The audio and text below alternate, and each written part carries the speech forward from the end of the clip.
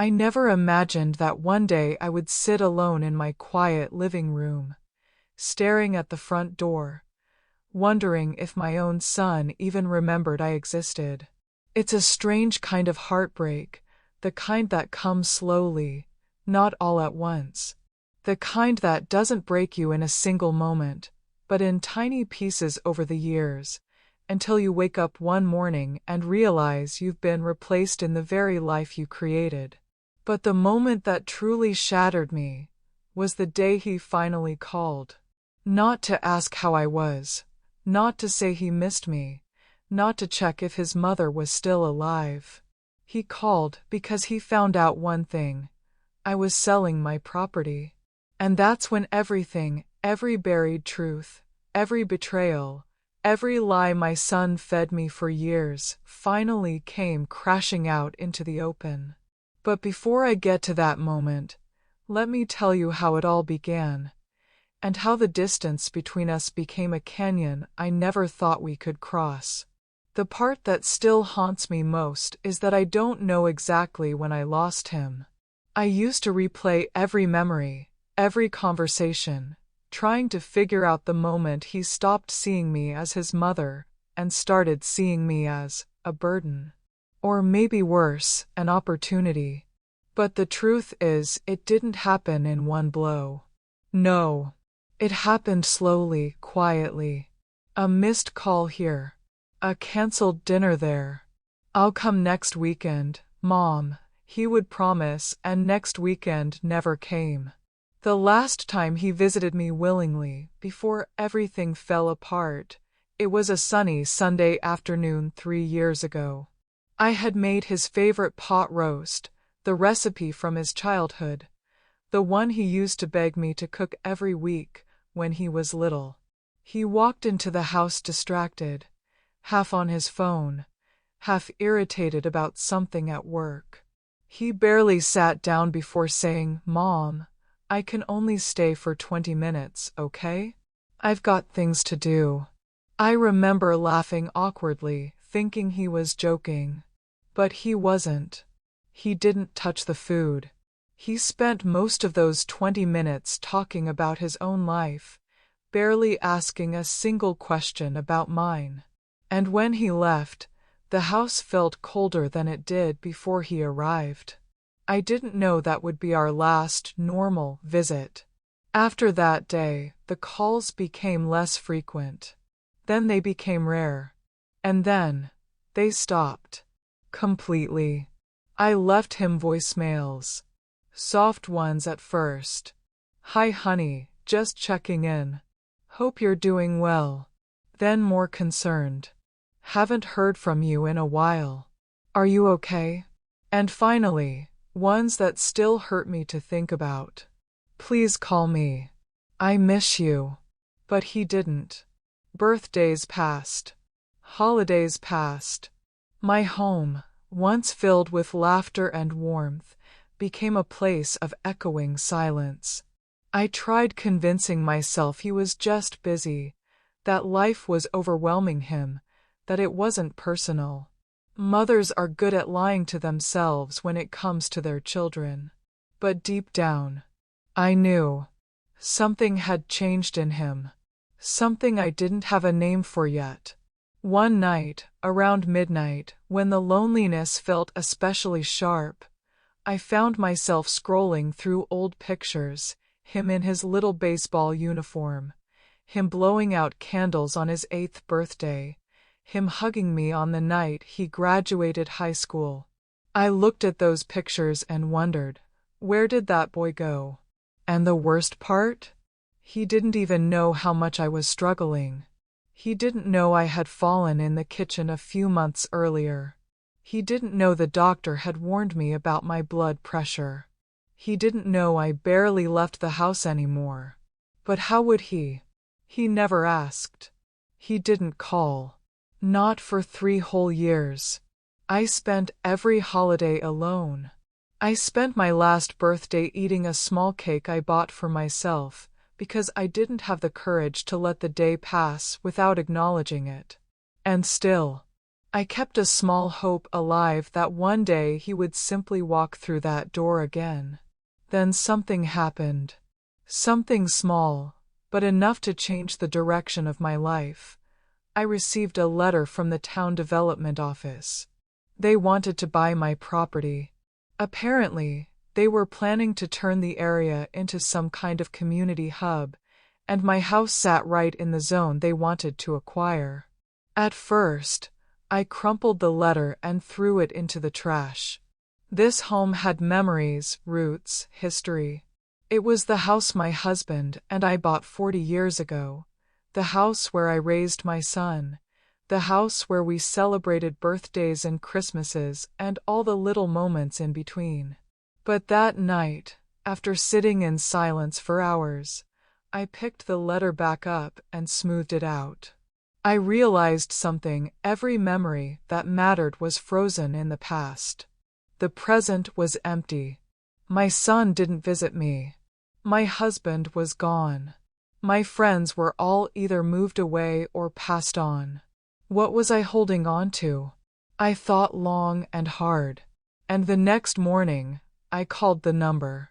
The woman handling the acquisitions said something that made my heart skip a beat. "You'll get far more than market value, ma'am. Enough to start fresh anywhere you choose. Enough to start fresh." The words echoed inside me. Maybe that's exactly what I needed. A new start. A place where the walls didn't remind me of who I used to be. A place where I wouldn't sit by the phone waiting for someone who didn't care enough to call. So I told them I would consider it. Just consider it. I hadn't signed anything yet. But somehow, someway, someone leaked the information. And 3 days later, my phone rang. A number I hadn't seen in years. My son. My heart stopped.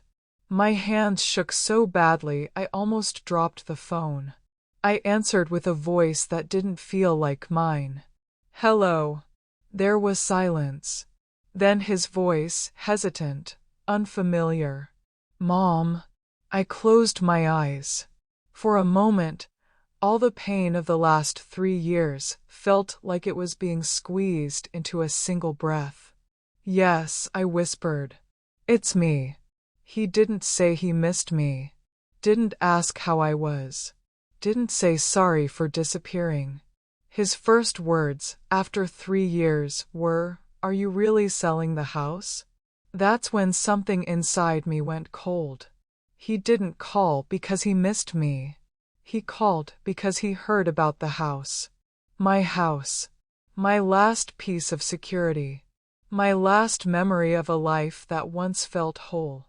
"Who told you that?" I asked quietly. He dodged the question. "Why didn't you tell me?" My voice shook, but not from sadness. From realization. "You haven't spoken to me in 3 years. Why would I tell you?" He let out a nervous laugh that didn't sound nervous at all, more like annoyed. "Mom, come on. That house is important." "Important to who?" I whispered. He didn't answer. And that silence, that awful silence, told me everything. He didn't care about losing me. He cared about losing the property he thought he would inherit. He called back to back that day. Called the next day too. Even showed up at my door after years of ignoring me. And each time, something in his voice felt off, too eager, too desperate. That's when I knew. Something was wrong. And I needed to find out exactly what. I sat in that small diner for nearly an hour, holding the warm coffee cup just to stop my hands from shaking. People came and left, laughing, chatting, living their lives, while I sat wondering how my own son could vanish from mine so easily.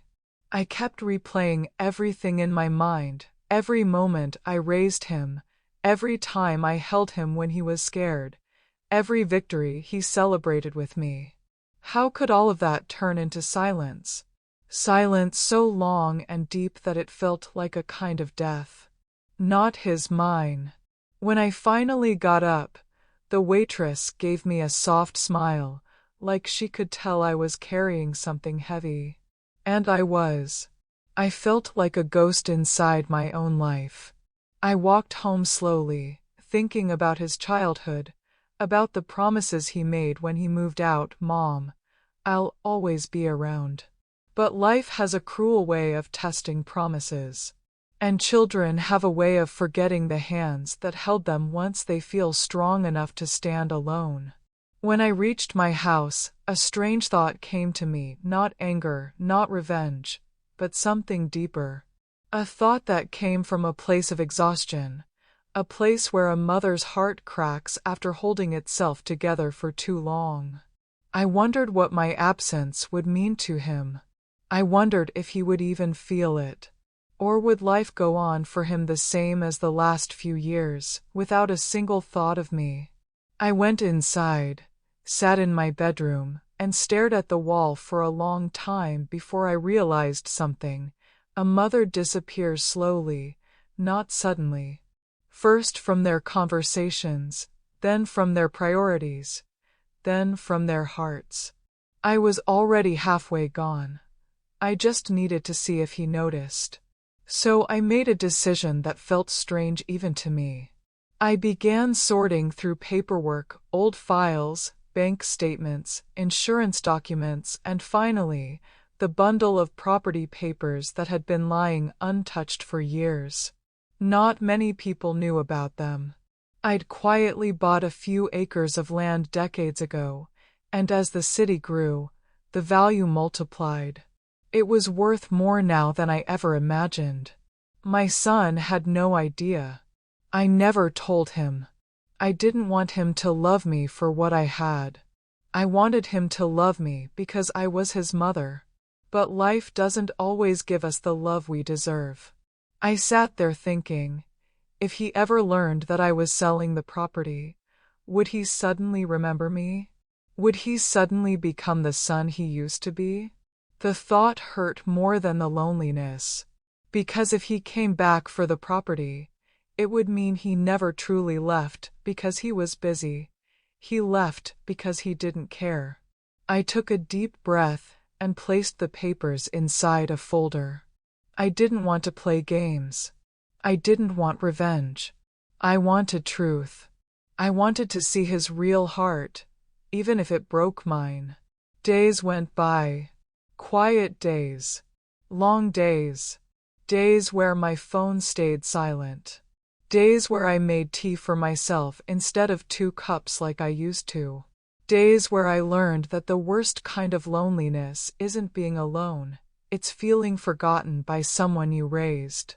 But somewhere inside, I felt something shifting. A kind of strength I didn't know I still had. One evening, as the sun went down, painting the sky with tired orange light, I sat on my porch with those property papers beside me.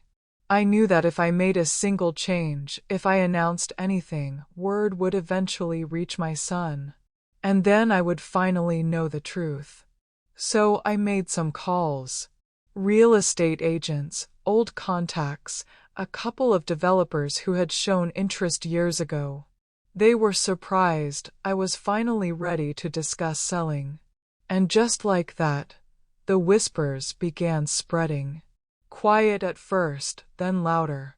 A week later, I got a call from my cousin, who said, "I heard you're selling your land. That's big news. Does your son know?" I smiled a little. "No," I said. "He hasn't called in years." "Why would he know?" My cousin hesitated, his voice dropping. "I bumped into your son's friend last night. I think the news is going to reach him soon." And deep inside, something told me, now everything is about to change. 3 days later, on a quiet sunny morning, my phone finally rang. I didn't recognize the number at first. The screen lit up, vibrating slightly in my hand, and for a moment, I just stared at it. My breath caught in my throat. I hadn't heard my phone ring in his name for so long that even the possibility made my chest tighten. I answered it slowly, my voice barely steady. "Hello." There was silence. Not the cold silence I'd heard for years, but a heavy, nervous one. Then came a voice I knew better than my own heartbeat. "Mom." The way he said it, soft, careful, almost guilty. I felt a sting behind my eyes. He hadn't said that word to me in so long. I took a breath. Yes. Again, silence. A deep breath on the other end. Then, "Mom, I heard something. About the property. Are you really selling it?" There it was. Not, "How are you?" Not, "I miss you." Not, "I'm sorry." Just, property. I felt something in me sink, but I didn't react.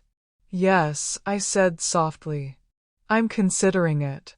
His voice came faster now, almost panicked. "Why didn't you tell me? Why would you make such a big decision alone?" I let out a small, humorless laugh. "I've been alone for years, son. This isn't my first decision alone." He went quiet again. Then he said the line that broke my heart all over again. "Mom, can I come over?" My fingers tightened around the phone. I could hear something in his voice I hadn't heard in a long time. Urgency. Desperation. But was it for me, or for what I owned? I whispered, "If you want to." He didn't reply for a moment, then simply said, "I'll be there today." I hung up the phone and sat there frozen. My heart wasn't happy or relieved, it was confused. Afraid. Because I didn't know what version of my son was coming back. The child I raised, or the man who forgot me until money entered the picture. I spent the entire afternoon pacing slowly around the house, cleaning things that were already clean, checking the clock again and again. When evening fell, the doorbell finally rang. When I opened the door, he stood there with an expression I hadn't seen in years. Nervous, unsure, but something else too, something guarded. His eyes looked past me for a second, as if searching the house, maybe imagining what I had done with the papers. He forced a smile. "Hey, Mom." I stepped aside. "Come in." He walked in like he was entering unfamiliar territory, even though he grew up in this very house, took his first steps in the hallway, learned to ride a bike in the backyard, cried on this couch when he broke his arm. But now, it felt like he was visiting a stranger. We sat at the dining table, silence stretching between us. I could feel words sitting heavy in my chest, but I didn't want to make him uncomfortable. I didn't want to make him feel judged. I just wanted him to speak from his heart. He took a breath and finally said, "Mom, why didn't you tell me? Why are you selling the land?" I looked at him carefully. "Why do you suddenly care?" He flinched. His eyes shifted away. "I've been busy. Life got complicated."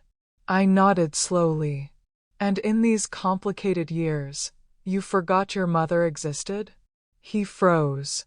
His throat moved, like he swallowed something sharp. "Mom, don't say that."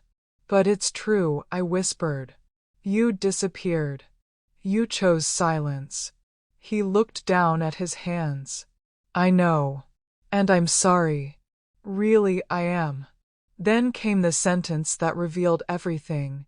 "But before you sell anything, we should talk." My chest tightened. "About the property?" He paused, then nodded. And at that exact moment, I realized the truth. He didn't come because he missed me. He came because he needed something. But I didn't show the hurt. I didn't let the pain on my face rise. Instead, I said, "All right. Let's talk." Because even though I was breaking inside, I needed to see how far this would go. How far my own son would go for something he never cared about until money got involved. And before the night was over, I learned something even more shocking. Something that changed everything about what I thought I understood. Something that proved my son wasn't just distant. He was hiding something. And that was the moment the story truly began to twist. When he sat across from me that night, I could feel there was something he wasn't saying. People speak more with their silence than their words sometimes, and his silence was shaking.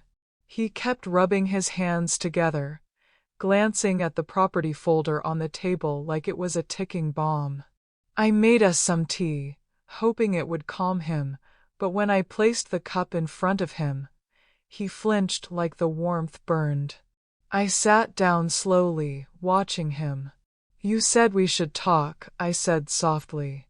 "So talk." He didn't start with an apology. He didn't start with a story. He didn't start with the truth. He started with a question that felt like a blade wrapped in velvet. "Mom, do you really need to sell it?" His voice wasn't angry, just scared. And that scared me. I folded my hands in my lap. I do. I need to make decisions for my own life, especially since I've been living it alone. He swallowed hard. "You know that property is worth a lot now, right?" "Yes," I said. "I've known for years." "And you're just selling it?" "I'm considering it." He breathed out slowly, like he had been holding his breath since the moment he walked in. Then he said the line I never expected. "Mom, listen. I need money." There it was. The truth. Small, shaky, unfinished, but truth. He couldn't even look at me when he said it. I stared at him, my heart quiet, waiting. I didn't judge him. I didn't get angry. I just asked softly, "For what?" He hesitated. His jaw clenched. His eyes darted away. "Just some stuff," he said. "Stuff. Bills. Expenses. Life. Life has been happening for years." "Why now?" I asked. He looked down, tapping his foot. "I'm going through something." "What something?" He went silent. I realized then that the son sitting in front of me wasn't just distant. He was scared of something far bigger than hurting my feelings. He was hiding something, not a simple mistake, not a sudden emergency. Something bigger. I leaned back. "You can tell me." He shook his head. "No. It's fine." But it wasn't fine. Everything about him screamed that it wasn't fine. We sat quietly for a moment until he took a deep breath and looked straight at me, his eyes tired in a way I'd never seen before. "Mom, I'm not asking for all of it. I just need a little help. Just enough to get through the next few months. Please." And even though I wanted to help him, even though my heart ached seeing him like this, there was a part of me that whispered, why didn't he come earlier? Why only now, when the property entered the conversation? I said gently, "Why didn't you call me earlier, son? Why didn't you visit me all these years?" His face tightened. "Mom, I told you life got complicated." "And I told you," I replied, "I want the truth." He shut down again, like a door slammed shut behind his eyes. "Can we just not talk about the past right now?" "But the past is the reason we're here," I said. He didn't say anything. I reached out and touched his hand, the first time I'd touched him in years. "I'm your mother. Nothing you say will make me stop loving you." He swallowed hard, but he still didn't speak. Instead, he said, "Mom, can I stay for dinner?" I didn't know whether to feel happy or broken, but I nodded. "Of course." We cooked together in silence. Or at least, he stood awkwardly in the kitchen while I cooked. When I placed the plates on the table, he ate quietly, almost politely, almost like a visitor. When dinner ended, he looked around the house as if noticing things he hadn't seen in years, the pictures on the wall, the plants near the window, the old carpet he used to spill juice on as a kid. His eyes softened for a moment. Then he walked into the living room and picked up a framed picture of the three of us, me, him, and his dad, standing by the lake on his 10th birthday. A picture where he was smiling without holding anything back. He whispered, "I miss this." I looked at him gently. "You could have had this any time." His eyes glistened, but he blinked it away. "Mom, I'm sorry for everything." My chest tightened. "Then tell me why you left." He opened his mouth to speak, but right then his phone rang. He looked at the screen, and every muscle in his face tensed. He turned the phone face down without answering. "Who is it?" I asked softly. "No one," he said too quickly. But I saw the name flash for a second. A woman's name. One I didn't recognize. His breathing shifted. He got restless. His legs started bouncing. His eyes kept flicking toward the phone like it was a snake on the table. He excused himself and walked outside to take the call. I stayed inside, listening. I didn't want to eavesdrop, but his voice wasn't exactly quiet. And the moment he answered, everything about him changed. "I told you I'm working on it," he whispered angrily. "Just give me more time, please."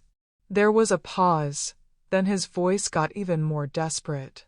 "No, don't do that." I said, "I'll handle it. Just, please don't show up. Not at my mom's house. Please." My heart dropped. What was happening in his life that he didn't want to tell me? Who was that woman? Why was he begging her not to come to my house? He walked back in, pretending everything was fine, but the fear was visible. He sat back down, forcing a smile that didn't reach his eyes. I said quietly, "Who is that?" "A friend," he said. That didn't sound like a friend. He pressed his lips together. "Mom, please. Don't push." I took a breath. "I'm not pushing. I'm worried." He closed his eyes for a moment, like my worry hurt him. "I know." Then he quickly changed the subject. "About the property, how soon are you planning to sell it?" There it was again. He kept circling back to it. Every conversation began with it, ended with it. I said, "Why do you need the money, son?" He rubbed his forehead. "Mom, just trust me. It's urgent." "Trust works both ways," I said softly. He stood up abruptly. "I should go." "Already?" I asked. "I just need to think," he muttered. He walked toward the door, then paused. "Mom, don't sign anything before we talk again. Please." And then he left. I watched him walk down the driveway, his shoulders heavy, his steps rushed, like he was running from something. And as the night grew quiet, I realized something strange. He didn't come back for reconciliation. He didn't come back for love. He came back because he was trapped in something he couldn't escape. And whatever he was hiding, it was coming closer. Closer than he realized. But the truth didn't hit me until the next morning, when I found something on the ground outside, something that must have fallen from his pocket the night before. A sealed envelope. And when I opened it, the shock nearly knocked the breath from my body. When I opened that envelope, I didn't know whether to sit down or scream. Inside was a notice, an official, stamped, legal-looking letter addressed to my son. It wasn't about bills. It wasn't about late payments. It wasn't about something simple or temporary. It was a final warning from a private lender, stating that if he didn't pay a very large amount of money within 30 days, they would take him to court, seize his assets, and report him to collections. My son, the boy I raised, the boy who once saved coins in a piggy bank for years just to buy his dad a birthday gift, was drowning in debt. Not small debt. Not accidental debt. The kind of debt that comes from desperation, loans taken at high interest, probably from people who don't hesitate to show up at someone's home if they're angry enough. Maybe that explained the fear in his voice. Maybe that explained the frantic tone when he whispered on the phone. But even then, something didn't add up. Why didn't he ask his wife for help? Why didn't he ask friends? Why come to me only after hearing about the property sale? And why hide it for so long? I sat on my couch holding that letter for nearly an hour, my fingers trembling as I reread every line. It felt like a punch to the stomach, pain mixed with heartbreak mixed with a kind of betrayal I wasn't prepared for. I wanted to help him. He was my son, my only child. But the part that hurt the most wasn't the money. It was that he hadn't trusted me enough to come to me sooner. I had always been there for him. Every scraped knee, every school project, every heartbreak, every job interview. Even when his marriage hit rocky points, I stood by him. I never once turned away. How did he reach a point so dark and not think of me until he needed something from me? I folded the letter and placed it on my coffee table. And for the first time in years, I cried, not because he ignored me, not because he stayed away, but because my son was falling apart and I had no idea how to reach him. Later that afternoon, he came back unexpectedly, nervously, with the same restless energy he had the night before.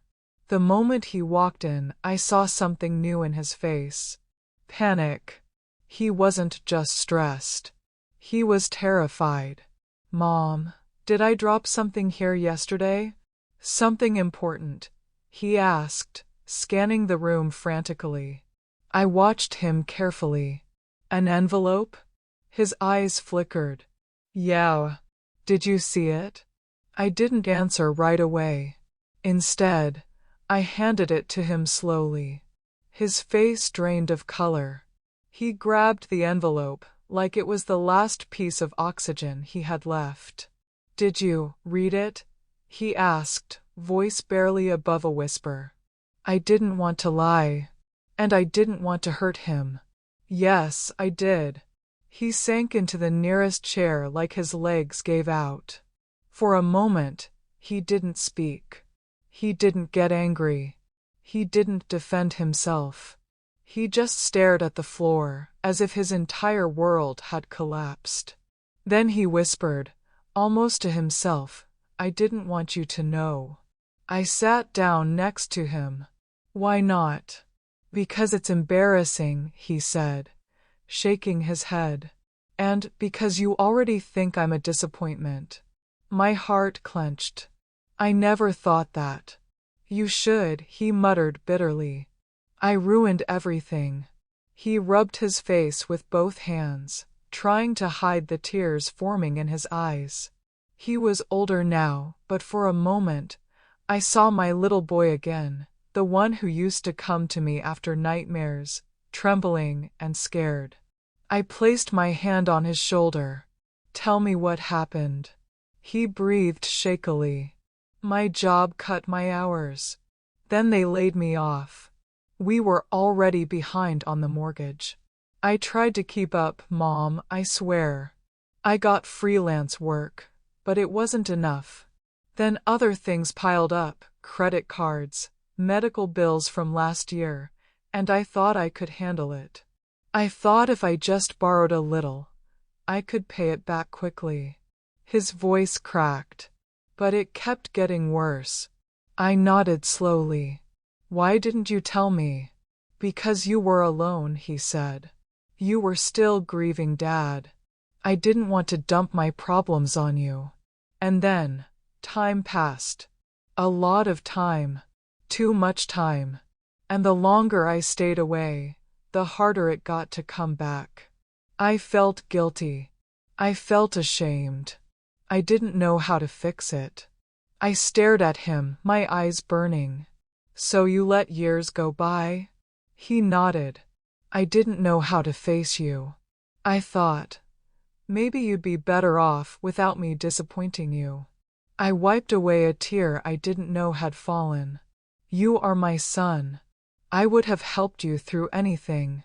You didn't have to go through this alone. He pressed his lips together, fighting back tears. I know. But when I heard about the property, I panicked. I thought maybe that could solve everything. Solve everything? I whispered.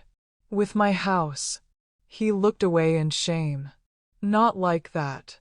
I wanted a chance to breathe again. His words struck me like a heavy weight. I wanted to yell. I wanted to scold him for the years he left me alone, for the silence, for the sudden return when money was involved. But looking at him now, broken, scared, and exhausted, I realized there were two truths living side by side. One, he had hurt me deeply. And two, he was hurting too. But another question burned inside me. Who was that woman on the phone? He stiffened. Just someone connected to the loan. Why did you tell her not to come to my house? He hesitated, then whispered, because she's not someone you want to meet. My blood ran cold. Son, what kind of loan did you take? He clasped his hands tightly. I didn't have a choice. There are always choices, I said gently. He shook his head. Not the kind I needed. Not the amount I needed. I was desperate, and desperate people don't choose smart. The house felt suddenly heavier, the air thicker. I needed time to think. To breathe. To process. Does your wife know? I asked. His silence was my answer. You didn't tell her? She'd leave me, he whispered. I can't lose her too. I sighed softly, overwhelmed. He looked at me then, with eyes that were drowning. Mom, I'm sorry. For everything. For the years I stayed away. For not calling. For only coming now. I know it looks like I'm here just for the money. I swallowed. Are you? He shook his head fiercely. No. I swear. I just didn't know how else to fix this. I didn't know how to come back into your life without feeling like a failure. Tears rolled down his face. I don't want your property. I don't want your money. I just want a second chance. For the first time in years, the wall between us cracked. But before I could respond, before I could reach out and hug him, there was a loud knock at the door. 3 sharp, aggressive bangs. My son went pale instantly. No, not here, not now, he whispered. The knocking got louder, more violent. The kind of knocking that wasn't a request, it was a warning. My heart pounded.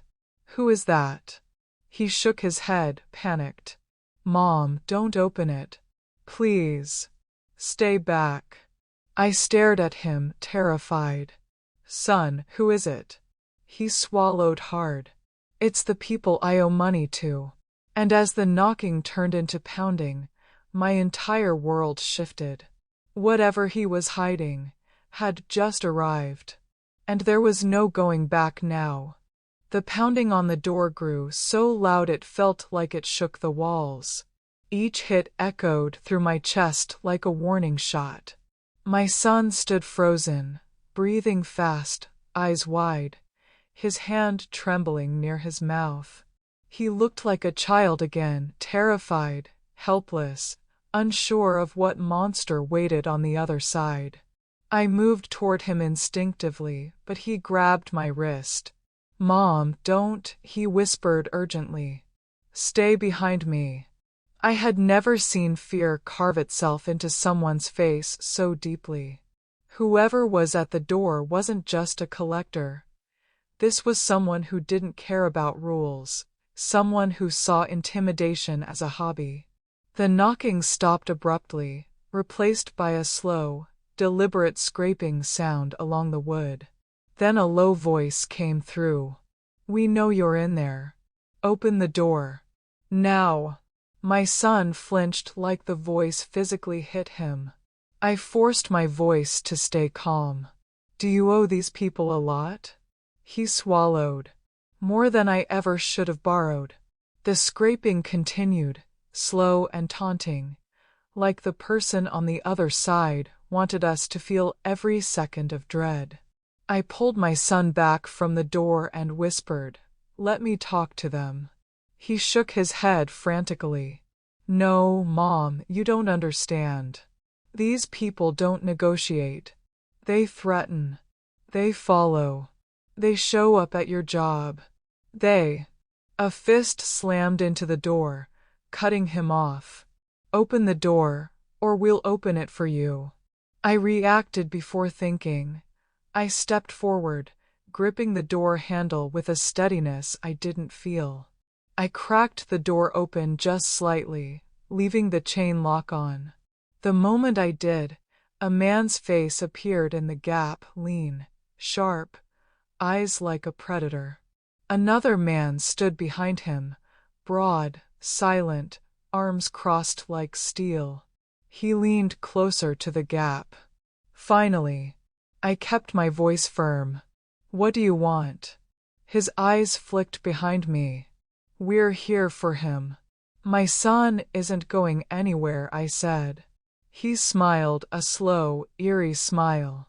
"He owes us money. A lot of it." "I know," I replied. "But threats won't make it appear faster." He tapped the door lightly with his finger. "We don't mind waiting inside." "That's not happening." His smile faded. "Lady, I don't think you understand how this works." "I do," I said. "But you're not stepping foot in my house." He studied me, perhaps surprised I wasn't trembling. Maybe I was too old to be scared. Maybe motherhood was a shield. Or maybe I had lived through enough loss that fear didn't win anymore. He leaned closer. "Get him out here." "No." His jaw tightened. "If he doesn't pay, he answers to us." "He will pay," I said firmly. "But he will do it legally. Through the court, if necessary. Not like this." The second man stepped forward, trying to intimidate me with his size. I stared right back at him without blinking. "Leave," I said quietly. "Now." The lead man tilted his head, sizing me up. Then he chuckled under his breath. "Lucky for you, I don't hit grandmas." He stepped back. 30 days. If he doesn't pay, we come back. And next time, we won't be polite." They turned and walked down the walkway slowly, deliberately, making sure every step reminded us they weren't done. Only when their car pulled away did I close the door fully and turn the lock. My son collapsed onto the couch, burying his face in his hands.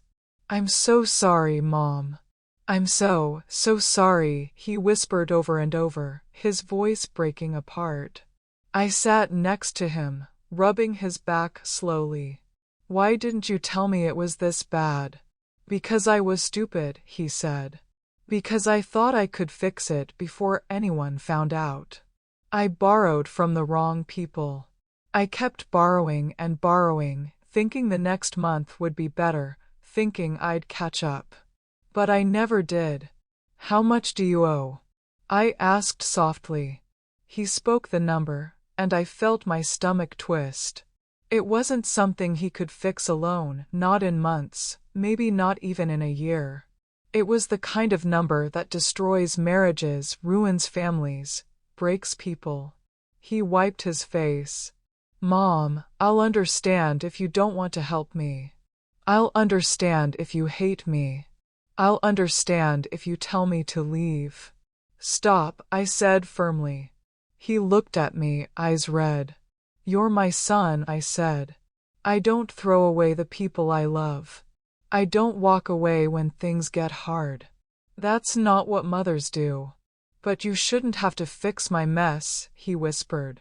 I took a deep breath. Maybe not. But I'm not going to let those men come back here. And I'm not going to let you drown. He nodded, tears falling freely now. Thank you. Mom, thank you. But I need honesty, I added. From this moment on.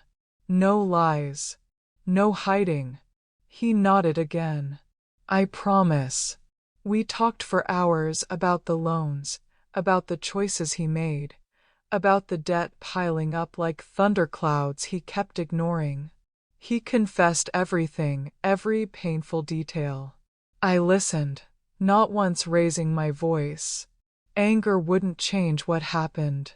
Blame wouldn't erase the numbers. I needed to stay steady for both of us. After he finished explaining everything, he grew quiet.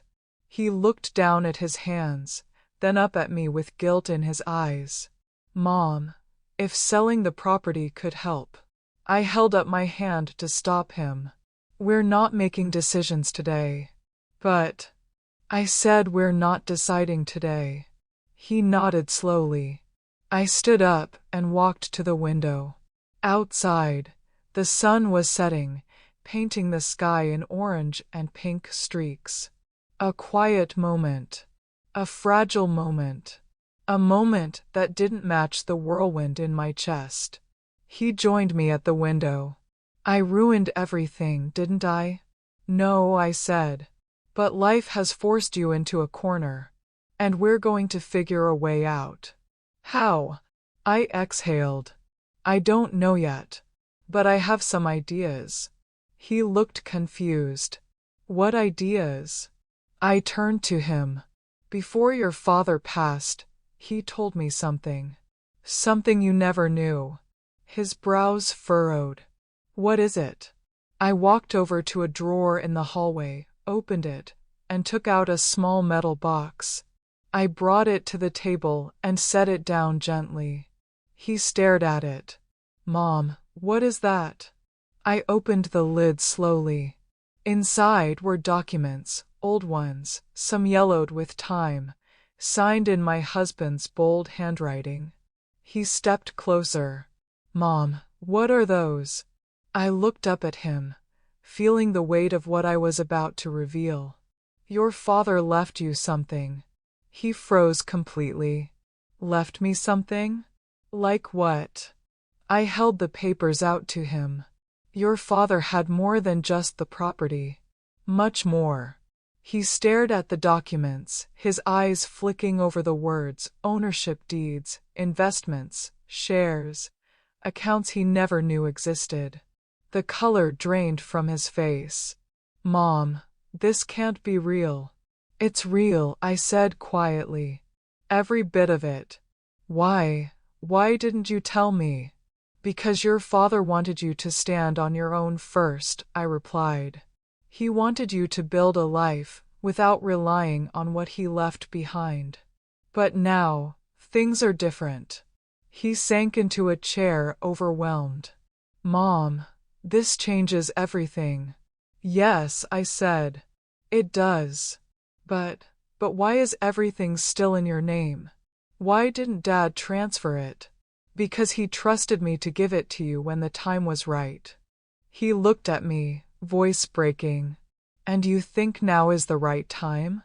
I sat across from him, meeting his eyes with a calm he didn't expect. No, not yet. But soon. He looked confused again. Soon? Why not now? If this can fix the debt. I held up a hand. I need to know something first. He tensed. Know what? I leaned in, speaking softly but firmly. Why did you really stay away, son? What happened between us? What was the real reason you stopped visiting? He opened his mouth to answer, but before he could speak, a car pulled up in the driveway. A different car. A familiar one. He turned pale again. Oh no. Mom, it's her. Her who? He whispered the name of the woman from the phone. And then the car door slammed. He froze, staring at the window in horror. Mom, he whispered, voice shaking. She's not here to talk. The footsteps outside grew closer. She's here to collect. I didn't sleep the night after Jason left my house without even looking back. I lay in bed staring at the ceiling, thinking about every moment I had raised him, and how quickly those moments had turned into years of silence. The rejection still stung, but now, after hearing him ask about my property with such sudden interest, I couldn't stop replaying the conversation in my head. It wasn't love that brought him to my doorstep. It wasn't concern. It was something far colder, far more calculated. And that realization didn't break me. It sharpened me. For the first time in years, I felt awake. Alert. Like my mind was finally clearing after being foggy for far too long. That night, I came up with a plan, one that would reveal who Jason truly was underneath every excuse he had given me for years. And I wasn't doing it for revenge. I was doing it because I needed closure. I needed the truth. And I needed to know once and for all whether my son still had any place in my life. The next morning, I brewed my usual cup of tea and sat beside the window, watching the street outside my home. The world felt strangely calm, almost too quiet, like the air knew something was about to happen. I picked up my phone and called my lawyer, Mr. Carter. He had handled my late husband's business for decades. He knew my entire history. He knew every line in my will. And he knew the pain I had carried about Jason for years. When he answered, his voice was warm, almost relieved to hear from me. I explained that I wanted to make some changes. Major changes. And that the timing was urgent. He asked me if I was sure if I wanted to revise something as significant as my property ownership after so many years of keeping it exactly as it was. My answer was simple. Yes, I told him I need to see something clearly. And this is the only way. We agreed to meet the next day. But before I hung up, he hesitated. He asked me if this decision was connected to Jason's sudden reappearance. For a moment, I didn't answer. I wanted to lie. I wanted to say no. But what was the point anymore? So I told him the truth. I told him that Jason's visit didn't feel like the return of a son. It felt like the approach of someone who had been waiting for something. Something valuable. Something he believed would benefit him more than my presence ever had. Mr. Carter sighed softly, as though he had expected this for years. And then he said something that stuck with me long after the call ended. He said, sometimes family doesn't leave because they don't care. Sometimes they leave because they're waiting for an opportunity. Painfully enough, they return for the same reason.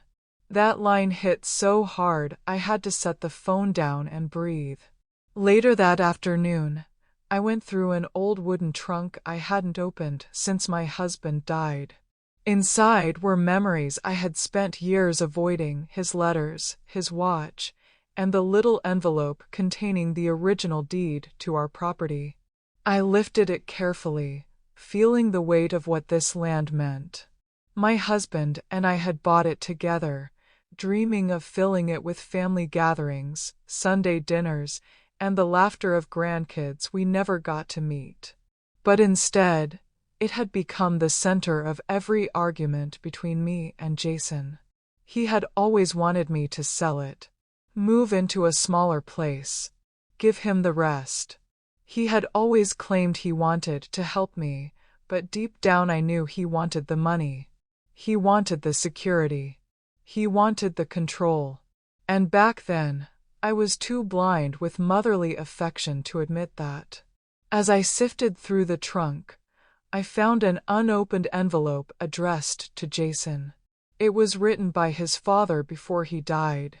I had forgotten about it completely.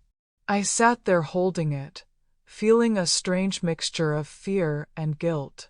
Should I open it? Should I leave it sealed? My hands trembled. But in the end, I slid my finger under the flap and carefully tore it open. Inside was a letter my husband had written just days before he passed. He spoke about responsibility, about family, about the importance of staying connected even when life pulls you in different directions. But then there was a line I wasn't expecting. A warning, hidden in simple words. Don't ever let greed take the place of love. It will rob you of the people who matter the most. I stared at that line over and over again, and suddenly everything felt heavier. The next day, I met Mr. Carter at his office. He welcomed me in, offered me tea, and asked gently if I was sure about everything I wanted to do. I nodded and handed him the revised documents I had prepared in the early morning hours. Documents that would shift everything. Documents that would test Jason in a way he wouldn't see coming. My plan was simple. Let the rumor spread. Let the word reach him that the property was officially under negotiation for a sale. Let him believe the value was slipping away. Let him assume the window was closing. He would either show up for the money, or he wouldn't show up at all.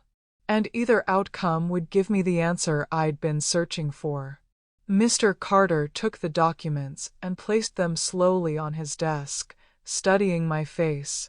He said he admired my strength, but he also looked worried. He asked me again if I was sure. I told him I had spent years wondering what I did wrong as a mother. I had spent nights crying, questioning myself, blaming myself for Jason's distance. But now I needed the truth without excuses. And this was the only way to get it. It wasn't about revenge. It wasn't about punishment. It was about clarity. That evening, I returned home and sat on the porch, watching the sun slowly sink behind the old oak tree in my yard. The air felt different, almost nervous, like it knew something was coming. I held my late husband's letter in my lap, reading it again and again. Don't ever let greed take the place of love. I whispered those words out loud. They echoed back at me like a warning from a man who wasn't even alive anymore. A warning I had ignored for too long. 2 days later, the phone rang. It was a number I recognized, but hadn't seen in years. Jason. My hand froze on the table. My heart tightened. I didn't answer on the first ring, or the second. On the third, I finally picked up. His voice sounded different, urgent, tense, almost strained. He didn't ask how I was. He didn't ask if I was okay after our last conversation. He didn't apologize for walking out. The first words out of his mouth were, "Mom, I heard you're selling the property. Can we talk?" The confirmation hit me like a cold wave. He didn't come for me. He came for the land. For the money he thought he still had a chance to claim. My fingers curled tightly around the armrest of my chair as I forced my voice to stay calm. I told him yes, we could talk. He suggested coming over that evening. I said no. I told him I needed time. He sounded irritated, but tried to hide it. He said it was important. I almost laughed at the sudden importance he had discovered after years of absence. But I held my composure. I said we could meet the next morning. His tone shifted slightly, relief, maybe impatience, maybe both. But there was no warmth, no affection, no sense that he wanted to reconnect with me as a son. Only urgency, only pressure, only the fear of losing something he thought belonged to him. After he hung up, I sat there in silence for a long time. A kind of quiet stretched across the room that felt heavy and suffocating. I wasn't angry. I wasn't even hurt anymore. I was simply aware. Aware of who he had become. Aware of who I had allowed him to be. Aware that tomorrow would reveal everything I needed to know. And the truth, whatever it was, would finally set me free. But as I turned off the lights and climbed into bed, I felt a strange uneasiness settle over me. Not fear. Something deeper. A question I hadn't dared to ask myself yet. What if Jason's return led to something far darker than disappointment? What if he wasn't just after the property? What if he was willing to go further than I imagined? That thought stayed with me long into the night. A quiet whisper in the darkness. A whisper that asked, "Are you ready for what happens next?" When morning arrived, the sky was a strange shade of gray, thick clouds hanging low as if the world itself was holding its breath. I sat at the kitchen table with a cup of tea that had gone cold long before I remembered to drink it. My hands trembled slightly, not out of fear, but from the weight of everything that was about to unfold. Today wasn't just another meeting with my son. Today was the moment I would finally learn whether he still saw me as his mother, or only as an obstacle between him and something valuable. It was strange how a single conversation had the power to reshape everything you believed about someone you raised. At exactly 10 a.m., a car pulled into my driveway. The sound of the engine shutting off echoed like a warning across the quiet neighborhood. I watched from the window as Jason stepped out. He wasn't smiling. He wasn't nervous. He looked determined, like a man who had something to win or lose. He straightened his jacket, ran a hand through his hair, and walked toward my front door with a confidence that almost felt practiced, as if he had rehearsed this moment. I opened the door before he could knock, surprising him. He forced a small smile, awkward, unsure, but still not affectionate. "Hey, Mom," he said, as if the word mom tasted strange in his mouth after being unused for so long. I stepped aside and let him in. He looked around the house the way a buyer examines a property, eyes scanning the furniture, the walls, the condition of the place. Not the way a son looks at the home he grew up in. We sat in the living room, and for a moment, there was nothing but silence between us. A long, thick silence that reminded me of all the things we hadn't said for years. He finally cleared his throat. "So, about the property." "No, how are you?" No apology. Not even a pretense of concern. Straight to business. Straight to the reason he was there. I looked at him carefully. "Why does it matter to you suddenly?" I asked softly. He shifted uncomfortably, avoiding my eyes for a moment. Then he said, "Because it's our family's most valuable asset. We shouldn't just let it go." I almost laughed at the word, our. For years, I had been the only one maintaining it, paying taxes, repairing fences, keeping the house alive while he never bothered to call.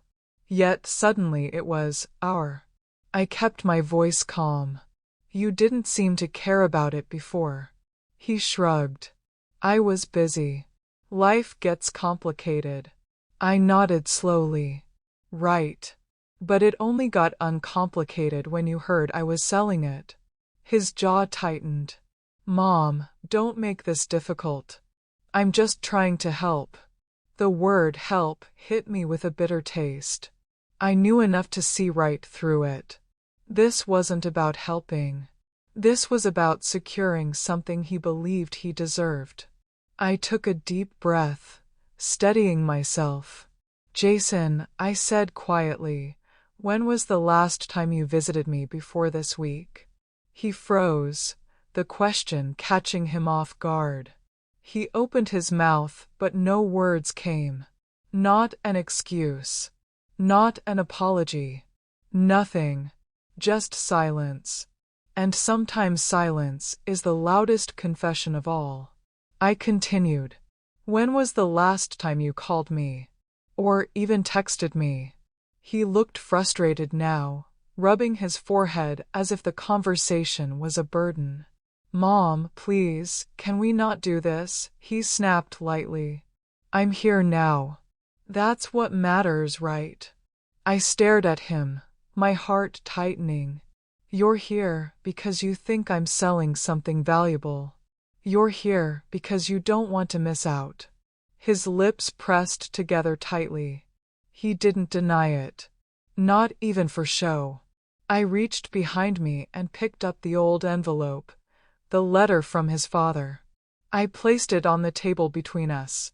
He looked at it, confused. What's this? He asked. A letter, I replied. Your father wrote it for you before he passed. He wanted you to read it when you were older. I found it last week.